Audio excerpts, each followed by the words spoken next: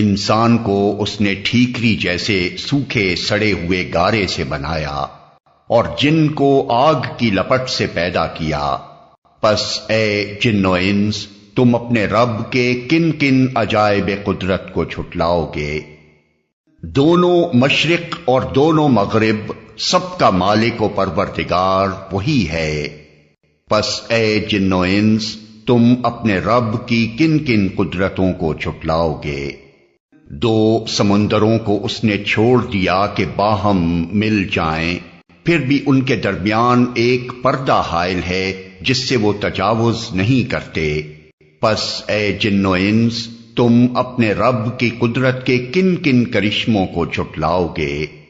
ان سمندروں سے موتی اور مونگے نکلتے ہیں۔ پس اے جن و انس تم اپنے رب کی قدرت کے کن کن کمالات کو جھٹلاؤ گے؟